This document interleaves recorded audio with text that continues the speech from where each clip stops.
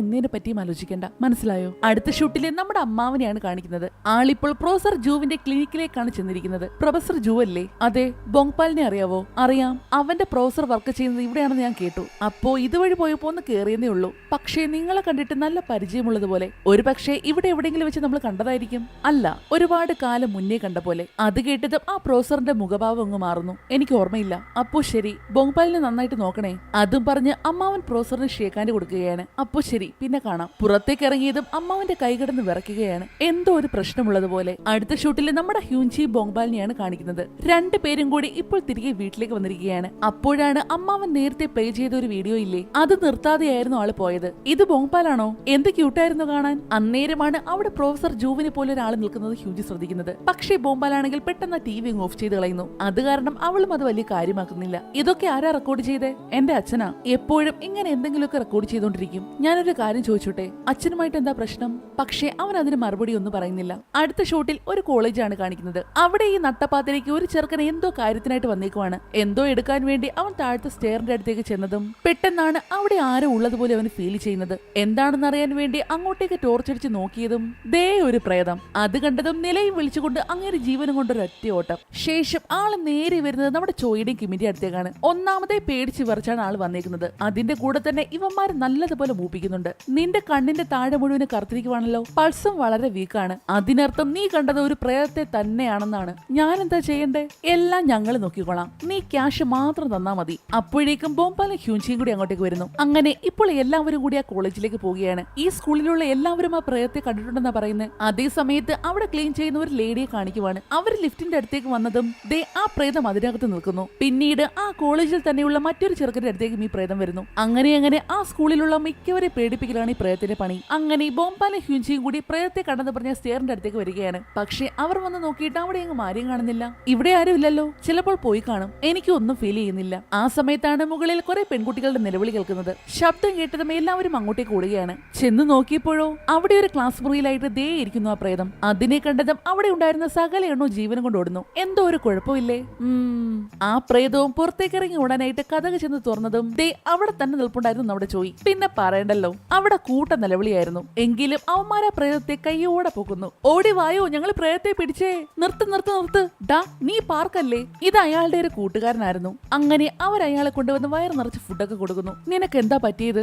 ജീവിതം അങ്ങനെയാണ് ബ്രോ. അല്ല, അയാൾക്ക് ശരിക്കും എന്താ പറ്റിയത്? ജോലിയൊന്നും കിട്ടാത്തത് കൊണ്ട് ആൾക്ക് നല്ല കഷ്ടപ്പാടുണ്ടായിരുന്നു. ഈ പുള്ളി പഠിക്കാൻ നല്ലൊരു ജീനിയസ് ആയിരുന്നെന്നാണ് ഞാൻ കേട്ടത്. പഠിക്കാൻ വേണ്ടി കുറെ കാശൊക്കെ കടം വാങ്ങിയിരുന്നു. ഇപ്പൊ ആ പൈസ കൊടുത്തവർ മുഴുവനും അവനെ തപ്പി നടക്കുവാ. അവരെ പേടിച്ചാണ് ആൾ ഇത്രയും കാലം ആ സ്കൂളിൽ താമസിച്ചത്. അപ്പോഴേക്കും എന്തോ ഒരു സാധനമായിട്ട് നമ്മുടെ ചോയും കൂടി അങ്ങോട്ടേക്ക് വരുന്നു. ഇതെന്തുവാ?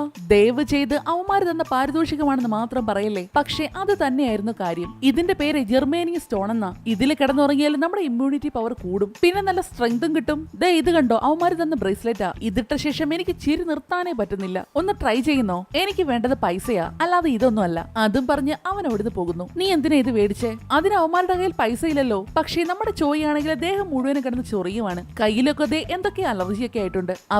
ഇവന്മാരെക്കാളും തരികടകളാണെന്നാണ് തോന്നുന്നത്. അടുത്ത ഷൂട്ടിൽ ആ പോലീസുകാരെയാണ് കാണിക്കുന്നത്. നേരത്തെ പ്രൊഫസർ കൊന്ന ആ പയ്യനില്ലേ, അവന്റെ ബോഡി കാണാനായിട്ട് മോർച്ചറിയിലേക്ക് വന്നിരിക്കുവാണ്. പ്രത്യേകിച്ച് ഒരു പ്രശ്നവും ഇല്ല. പോസ്റ്റ്മോർട്ടം ചെയ്തപ്പോൾ ആള് നന്നായിട്ട് കുടിച്ചിട്ടുണ്ടെന്ന് മനസ്സിലായി. ഇവൻ സ്നേഹിച്ച പെണ്ണിനെ ആദ്യം കൊന്നു, ശേഷം ആ കുറ്റബോധത്തിൽ ആത്മഹത്യ ചെയ്തു. ഇതൊക്കെ കേട്ടിട്ട് ഏതോ ഒരു നോവലിലെ കഥ പോലില്ലേ. തനിക്കെന്താ ഈ കേസിനോട് ഇത്രയും താല്പര്യം? ഒരാള് കാരണമാണ് എനിക്ക് ഇത്ര ഇൻട്രസ്റ്റ് ഉണ്ടായത്. ആരാ? ആ പ്രൊഫസറാണോ? അയാള് തന്നെ. എങ്ങോട്ടാ സാർ? പോലീസ് സ്റ്റേഷനിലേക്കല്ലേ? അല്ല, നമ്മളിപ്പോൾ പോകുന്നത് പ്രൊഫസർ ജൂവിന്റെ അമ്മയെ കാണാനാണ്. അടുത്ത ഷൂട്ടിലെ കഴിഞ്ഞ എപ്പിസോഡിൽ നമ്മൾ കണ്ട ആ വീടാണ് കാണിക്കുന്നത്. ഇപ്പൊ അയാളുടെ അനിയത്തി മാത്രമേ ആ വീട്ടിലുള്ളൂ. ബോധം വന്നത് നേരത്തെ കണ്ട അയാൾ കിടന്ന് ബഹളവും വെക്കാൻ തുടങ്ങി. അച്ഛാ, ഒന്ന് വേഗം വാ, ഇവിടെ അമ്മയും ഇല്ല. ബഹളം കൂടിയതും അവൾ ഓടിച്ചെന്ന് ആ മുറിയിലെ കഥക് തുറന്നു നോക്കുന്നു. അപ്പോ ദേ ആ മുറിയിലെ സാധനങ്ങൾ മുഴുവൻ അടിച്ച് തകർത്തിട്ടേക്കുവാണ്. ചേട്ടാ, എന്തായി കാണിക്കുന്നേ? എന്റെ കൂടെ ഇവിടെ നിൽക്ക്. പക്ഷെ അയാളാണെങ്കിൽ അവളെ തെള്ളിയിട്ട ശേഷം അവിടെ നിന്ന് ഓടിപ്പോവുകയാണ്. ആ സമയത്താണ് ഈ പെണ്ണ എന്തോ ഒരു ശബ്ദം കേൾക്കുന്നത്. അത് കേട്ട് സൈഡിലേക്ക് തിരിഞ്ഞു നോക്കിയപ്പോഴോ ആ പ്രേതമാണെങ്കിൽ അവളെ നോക്കിക്കൊണ്ട് അവിടെ നിൽക്കുകയാണ്. അടുത്ത ഷോട്ടിലെ കോളേജാണ് കാണിക്കുന്നത്.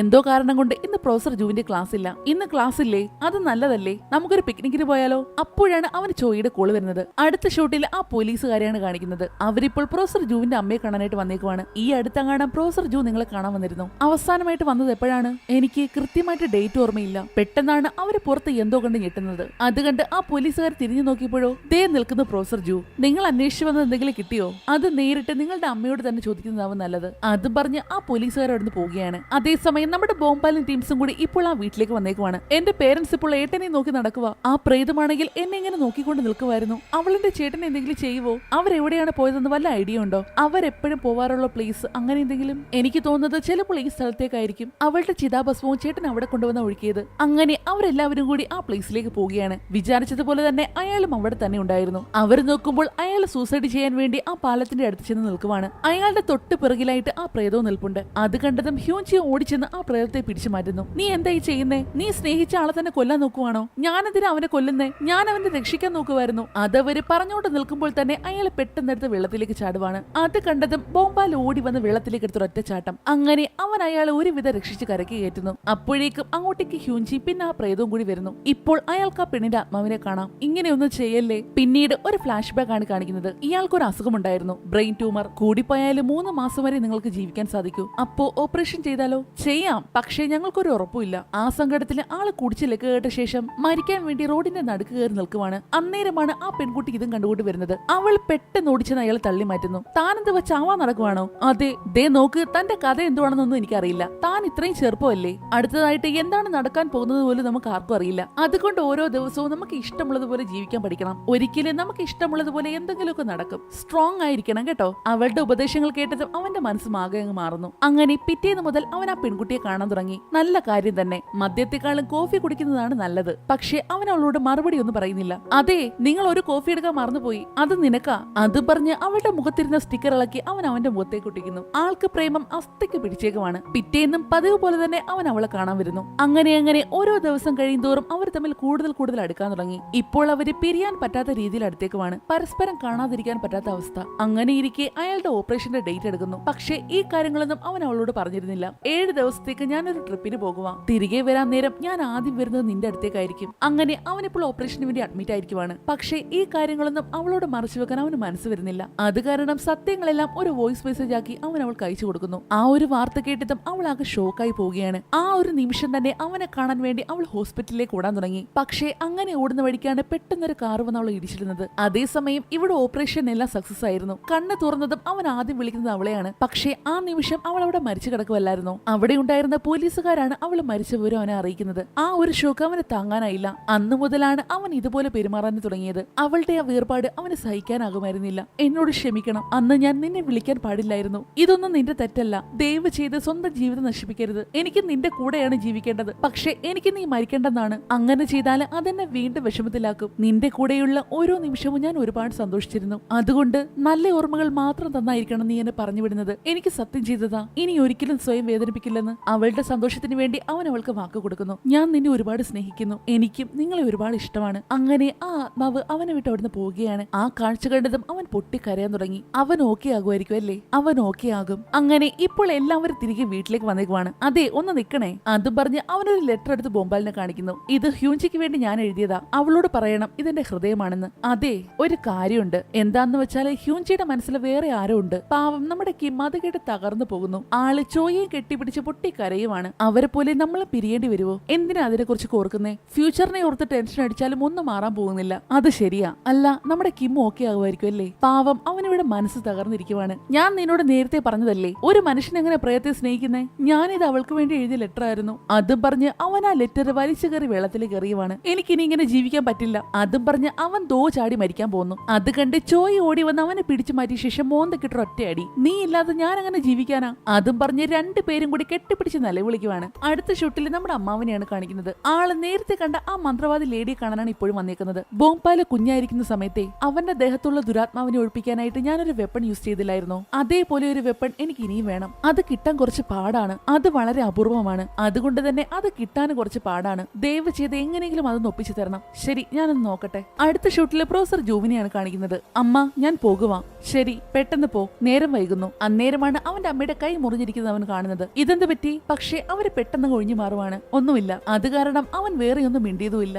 ശരി, പിന്നെ കാണാം. അതും പറഞ്ഞ് അവൻ എടുത്തു പോകുന്നു. ആ സമയത്താണ് മറ്റൊരു ലേഡി അങ്ങോട്ടേക്ക് കയറി വരുന്നത്. അതാരാ? നിങ്ങളുടെ മോനാണോ? കാണാൻ എന്ത് സുന്ദരനാ. അവൻ എന്റെ മകനല്ല. പിന്നീട് വ്യക്തമല്ലാത്ത കുറച്ച് ഫ്ലാഷ് ബാക്ക് ആണ് കാണിക്കുന്നത്. ആരോ തറയിൽ മരിച്ചു കിടക്കുന്നതായിട്ടും പിന്നീട് ഒരു കുട്ടി അവിടെ നിൽക്കുന്നതായിട്ടും ഒക്കെ. അടുത്ത ഷൂട്ടില് ബോംബാലിനെയാണ് കാണിക്കുന്നത്. അവൻ വരുന്ന സമയത്ത് ഹ്യൂൻചി ആണെങ്കിൽ ഒടുക്കത്തെ പഠിത്തം. വാ, നമുക്ക് കഴിച്ചിട്ട് പഠിക്കാം. അതും പറഞ്ഞ് അവൻ അവിടെ ഇരുന്നൊരു ബുക്ക് എടുത്തതും അവർ അവര് ടൂറിന് പോയ സമയത്തുള്ള കുറെ ഫോട്ടോസ് ഒക്കെ ബുക്കിൽ നിന്ന് താഴെ വീഴുന്നു. അത് കണ്ട് ബോംബാല് കാണാതിരിക്കാനായിട്ട് അവളെ പെട്ടെന്ന് അതെല്ലാം എടുത്ത് മാറ്റി വെക്കുന്നു. ഞാൻ അതൊക്കെ എപ്പോഴേ കണ്ടതാ. അതും പറഞ്ഞ് അവൻ അവളുടെ കയ്യിൽ നിന്ന് ആ ഫോട്ടോ മേടിക്കുന്നു. നിനക്ക് അവളോട് അസൂയയാണോ? എന്തിന് ഞാൻ അസൂയപ്പെടണം? പിന്നെ ഇതെന്തുവാ? അതും പറഞ്ഞ് അവൻ അവളെ കളിയാക്കുവാണ്. അങ്ങനെ രണ്ടുപേരും കൂടി അവിടെ കിടന്ന് വഴക്കിടാൻ തുടങ്ങി. അതേ സമയത്ത് തന്നെ അമ്മാവൻ അവിടേക്ക് വരികയായിരുന്നു. അവൻ ആരോടായി സംസാരിക്കുന്നേ? ഇതിനു മുന്നേ അവൻ ഇങ്ങനെ ചിരിച്ച് ഞാൻ കണ്ടിട്ടേ ഇല്ല. അതും പറഞ്ഞ് അമ്മാവൻ കഥ തുറന്ന് അകത്തേക്ക് കയറുവാണ്. നീ ആരോടായി സംസാരിക്കുന്നേ? ചോദിച്ചത് കേട്ടില്ലേ? പക്ഷേ അവൻ അതിന് മറുപടി ഒന്നും പറയുന്നില്ല. ഒരുപക്ഷെ നീ ഇപ്പോൾ പ്രേതമായിട്ടാണ് സംസാരിക്കുന്നത്. അങ്ങനെ അമ്മാവന് കാര്യങ്ങളെല്ലാം മനസ്സിലാകുന്നു. അന്ന് യൂൻചിക്കായിട്ട് അവൻ എക്സ്ട്രാ ഫുഡ് ഉണ്ടാക്കിയതും പിന്നെ ബാത്റൂമിലായിട്ട് ആ പിങ്ക് ബ്രഷ് കണ്ടതും അങ്ങനെയെല്ലാം. അപ്പോ നീ ഇത്രയും ദിവസവും ഒരു പ്രേതവുമായിട്ടാണ് താമസിച്ചേ. നിങ്ങൾ എന്റെ കാര്യത്തിൽ ഇടപെടണ്ട. നിന്റെ അമ്മ മരിച്ചതും ഒരു പ്രേതം കാരണമല്ലേ? എന്നിട്ടും നിനക്ക് എങ്ങനെ ഒരു പ്രേതത്തിന്റെ കൂടെ താമസിക്കാൻ പറ്റുന്നോ? എത്രയും പെട്ടെന്ന് തന്നെ നിന്റെ കണ്ണിന്റെ ഓപ്പറേഷൻ നടത്തണം. ഇനി മേലാൽ ബാധ ഒഴിപ്പിക്കാനായിട്ട് പോയകരുത്. എനിക്കത് വേണ്ടെങ്കിലോ? ഇതെല്ലാം കേട്ട് അവൾ ആകെ പേടിച്ചിരിക്കുവാണ്. ഇനിയിപ്പോൾ നിനക്കെങ്ങാണം ആ പ്രേതത്തിന് ഇഷ്ടമാണോ? അതെ, എനിക്ക് ഇഷ്ടമാണ്. അതുകൊണ്ട് ദയവ് ചെയ്ത് ഇനി ഇടപെടരുത്. ശരി, ഞാൻ ഇനി നിന്റെ ഒരു കാര്യത്തിൽ ഇടപെടാൻ വരുന്നില്ല. അതും പറഞ്ഞ് അമ്മാവൻ അവിടുന്ന് പോകുന്നു. അപ്പോ അമ്മയെ കൊന്നത് ഒരു പ്രേതമായിരുന്നല്ലേ? ആ പൈസ മുഴുവനും നീ സേവ് ചെയ്ത് വെച്ചത് നിന്റെ കണ്ണിന്റെ ഓപ്പറേഷന് വേണ്ടിയാണല്ലേ? എന്നിട്ടും ഈ കാര്യങ്ങളൊന്നും അറിയാതെ ഞാൻ നിന്റെ പിറകെ നടന്നു. എന്തൊരു പൊട്ടിയാ ഞാൻ. നീ അതൊന്നും ചിന്തിക്കണ്ട. വാ, കോളേജിലേക്ക് പോകാം. ഞാൻ വരുന്നില്ല, ഞാൻ ഇവിടെ നിന്നോളാം. അങ്ങനെ അവളെ അവിടെ നിർത്തിയ ശേഷം അവൻ കോളേജിലേക്ക് പോവുകയാണ്. അതേസമയം അമ്മാവൻ ആകെ ടെൻഷനിലാണ്. ആ ദേഷ്യത്തിന് നടന്നു പോകുന്ന വഴിക്കാണ് ഒരു കേക്കിന്റെ കട കാണുന്നത്. ഷെടാ, ഇന്ന് ബോംപാലിന്റെ ബർത്ത്ഡേ അല്ലേ? അങ്ങനെ അവനുള്ള കേക്ക് മേടിച്ചുകൊണ്ട് അമ്മാവൻ തിരികെ വീട്ടിലേക്ക് വരുന്നു. അമ്മാവനെ കണ്ടതും അവള് പെട്ടെന്ന് അവിടെ എഴുന്നേറ്റ് ഓടാൻ നോക്കിയതാണ്. പക്ഷെ ആൾക്കത് മനസ്സിലാകുന്നു. നീ ഇവിടെ ഉണ്ടെന്ന് എനിക്കറിയാം. ഇവിടുന്ന് പോകാതെ ഞാൻ പറയുന്നത് ശ്രദ്ധിച്ചു കേൾക്കണം. നീ എന്തുകൊണ്ടാണ് ഇവിടെ നിൽക്കുന്നതെന്ന് എനിക്കറിയില്ല.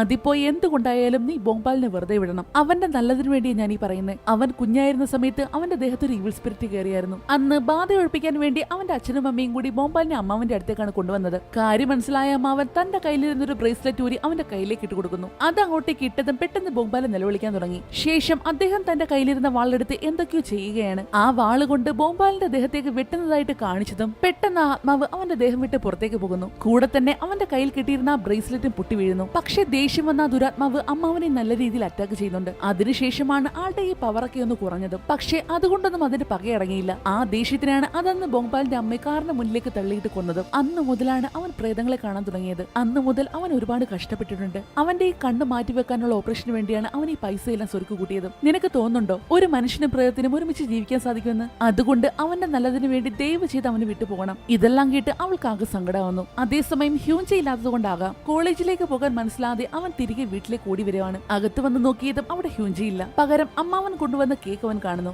അവളെ തേടി അവൻ ടെറസിന്റെ മുകളിലേക്ക് ഓടുന്നു. വിചാരിച്ചതുപോലെ തന്നെ അവൾ അവിടെ തന്നെ നിൽപ്പുണ്ടായിരുന്നു. നിനക്ക് കുഴപ്പമൊന്നുമില്ലല്ലോ? അമ്മാവനെ കണ്ടിരുന്നോ? എങ്ങനെ കാണാനാ? അമ്മാവൻ വന്നപ്പോഴേ ഞാൻ അവിടെ നിന്ന് ഓടിക്കളഞ്ഞില്ലേ? ഇന്ന് ബർത്ത്ഡേ ആണെന്ന് എന്നോട് എന്താ പറയാഞ്ഞേ? ഞാനും അത് മറന്നിരിക്കുവായിരുന്നു. നമുക്കിന്ന് ബർത്ത്ഡേ ഒരുമിച്ച് സെലിബ്രേറ്റ് ചെയ്യാം. വൈകിട്ട് പുറത്തേക്ക് പോയാലോ? അങ്ങനെ ഇപ്പോൾ രണ്ടുപേരും കൂടി പുറത്തേക്ക് വന്നേക്കുവാണ്. നിന്റെ കൂടെ ഇവിടെ നിൽക്കാൻ നല്ല രസമുണ്ട്. എനിക്കും. അങ്ങനെ രണ്ടുപേരും കൂടി അവിടെ നിന്ന് ഫയർ വർക്ക് ഒക്കെ കാണുവാണ്. നീ എപ്പോഴും സന്തോഷമായിട്ടിരിക്കുന്നത് എനിക്കിഷ്ടം. ഞാനിപ്പോൾ ഹാപ്പി ആണല്ലോ. ഞാൻ ഇതുവരെ എന്റെ പിറന്നാൾ ആഘോഷിച്ചിട്ടില്ല. എനിക്കത് ഇഷ്ടമല്ലായിരുന്നു. പക്ഷെ ഇന്ന് നീ എടുത്തില്ലേ, അതുകൊണ്ട് ഇതെനിക്ക് ഒരുപാട് ഇഷ്ടമാണ്. പക്ഷെ നമ്മുടെ ഹ്യൂൻചി ആണെങ്കിൽ അവൾ മനസ്സിലെ എന്തൊക്കെയോ തീരുമാനിച്ചുറപ്പിച്ചിട്ടുണ്ട്. എന്നോട് ക്ഷമിക്കണം. എന്തിന്? എല്ലാത്തിനും. Happy birthday, thank you. അതും പറഞ്ഞ് അവൻ അവൾക്കൊരു ഉമ്മയും കൂടി കൊടുക്കുന്നുണ്ട്. പക്ഷെ അപ്പോഴും അവൾ നല്ല രീതിയിൽ കരയുന്നുണ്ടായിരുന്നു. എനിക്ക് ദാഹിക്കുന്നു, കുടിക്കാൻ എന്തെങ്കിലും മേടിച്ചിട്ട് വരുമോ? അങ്ങനെ അവളെ അവിടെ നിർത്തിയ ശേഷം അവൻ വെള്ളം മേടിക്കാനായിട്ട് പോവുകയാണ്. അവൻ പോയതും അവൾ അവിടെ നിന്ന് പൊട്ടിക്കരയാൻ തുടങ്ങി. പക്ഷേ വെള്ളം മേടിച്ചുകൊണ്ട് ബോംബാല് തിരികെ വരുന്നത് കണ്ടതും അവള് പെട്ടെന്ന് അവിടെ നിന്ന് മാഞ്ഞു പോകുന്നു. അവൻ നോക്കുമ്പോൾ ഹ്യൂൻചിയെ കാണാനില്ല. അവളിത് എവിടെ പോയി? അവൻ അവിടെ മുഴുവനും അവളെ തപ്പി നടക്കുവാണ്. പക്ഷെ അവിടെ എങ്ങും ഹ്യൂൻചി ഇല്ലല്ലോ. അവളെ കാണാഞ്ഞ് അവന് വട്ടുപിടിക്കുന്ന ഒരു അവസ്ഥയായിട്ടുണ്ട്. ഹ്യൂൻചിയുടെ പേര് വിളിച്ചുകൊണ്ട് അവൻ അവിടെ മുഴുവനും ഓടി നടക്കുവാണ്. പക്ഷെ ഇതെല്ലാം ദൂരെ മാറി നിന്ന് അവള് കാണുന്നുണ്ടായിരുന്നു. അവനെ പോലെ തന്നെ അവള് പൊട്ടിക്കരയുകയാണ്. എന്നോട് ക്ഷമിക്കണം ബോംബാൽ. അതും പറഞ്ഞ് അവൾ ആ വെള്ള ഡ്രസ്സെല്ലാം മാറി തന്റെ പഴയ യൂണിഫോമിലേക്ക് തന്നെ തിരികെ വരുന്നു. ശേഷം അവിടുന്ന് പോവുകയാണ്. ഇതൊന്നും അറിയാതെ അവൻ അവളെ മനുഷ്ഠിച്ച് അവിടെ എല്ലാം ഓടി നടക്കുന്നു. അങ്ങനെ ആ ഒരു സീന് കാണിച്ചുകൊണ്ട് 10ാമത്തെ എപ്പിസോഡ് ഇവിടെ തീരുന്നു. 11ാമത്തെ എപ്പിസോഡുമായി വീണ്ടും കാണുവരെ നന്ദി.